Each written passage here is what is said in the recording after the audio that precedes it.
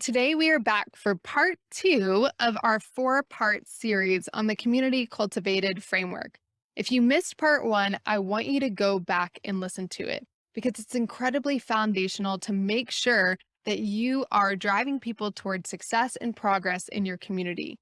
It's something that you've probably overlooked because it's so obvious, but most people are not doing this intentionally. And you really want to be if you're going to have a thriving, sustainable community. Go back and listen to episode one if you haven't yet.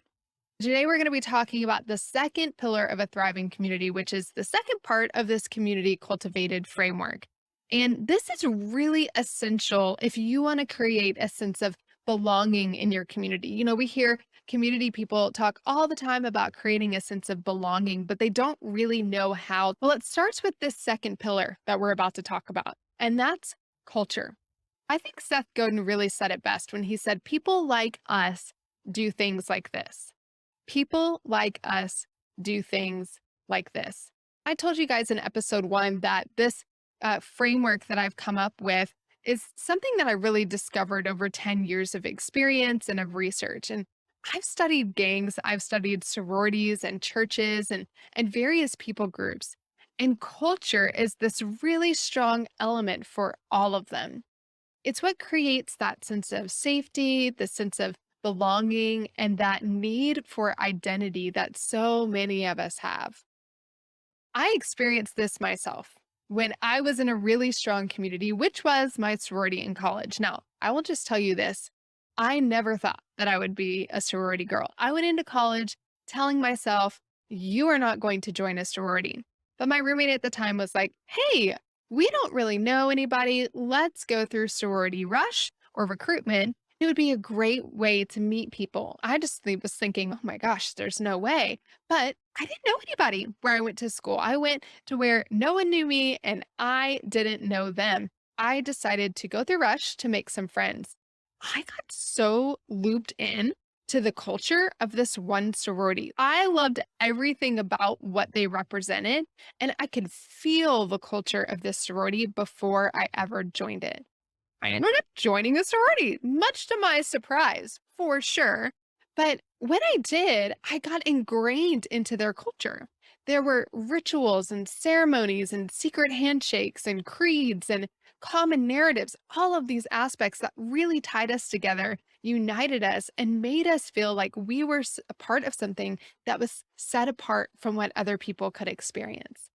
Now, I was a part of that sorority and very active through my 4 years of college. But even now, more than 10 years later, I haven't, done anything with that sorority in many, many years, but I still call myself an 80 pie for life because I was so indoctrinated into that culture. So, how do we do that? How do we create a culture where people feel like they're a part of something that's really bigger than themselves, where they feel that sense of belonging? Well, first off, if we just had this neutral culture that really didn't have any defined boundaries or elements to it, then people wouldn't really know, like, well, who are we and what do people like us do? They wouldn't be able to feel like they belonged because there's really nothing for them to belong to. But when we have a really strong culture, it attracts people into the community and then it only deepens once they get to be a part of it. There's three things I want you to be thinking about when you're asking yourself, how do I create culture or how do I define more than anything? Many of you have a culture, you just haven't defined it. We'll talk about that in a minute, but how do I create a culture within my community? And the first thing I want you to be thinking about is belief. Belief. What do we believe about ourselves? What do we believe about our community? What do we believe to be true about you as an individual, as a member of our community? What do we believe about you? What do we believe to be true about our industry? What do we believe about the world? What do we believe is possible? What do we believe is not right about it? When I was in that sorority, there were three other sororities on campus, and we had strong beliefs about those other sororities. There was an us against them mentality. Now, granted, we did work together and we were all friends, and it wasn't this like catty element.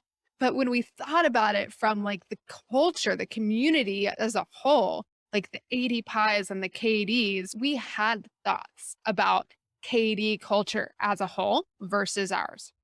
So think about that belief statement. What do we believe about you? What do we believe about us, about the industry, about them, about the world?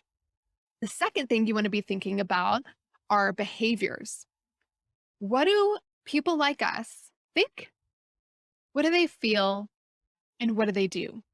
What do people like us think, feel, and do? When I was in my 80 Pi sorority, we were people who volunteered. We served, we raised money. We were required to volunteer and to do fundraisers and to show up in that way. That was part of who we were. We were people who got good grades. If you didn't get good grades, you would be called into standards to have a conversation about that. There were certain behaviors that we needed to display in order to fit into the culture of that community. You really want to be clear about what do you want people in your community thinking, feeling, and doing. And the third thing you want to be thinking about are boundaries. What do we stand for and what do we stand against? What are our boundaries?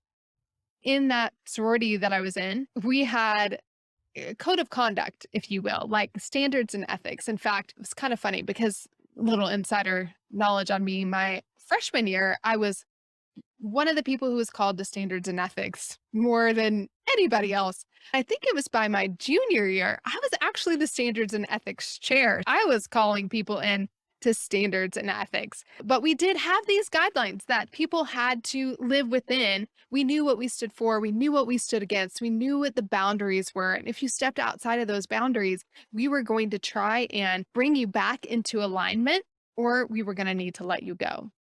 Other boundaries that you may have are like rites of passage. You can enter into this community once these things have been achieved, or you get to go a little bit deeper or take a certain milestone award inside of the community. It's a rite of passage, and that can be a boundary as well. As you're defining your culture, you want to be thinking about beliefs, behaviors, and boundaries. All right, here's what I want to tell you. This is not something that you can sit down on a piece of paper and define what your culture is. I want you to be keeping an eye out in your community for the seeds of culture that already exist. Every community, whether you're paying attention to it or not, has seeds of culture in it.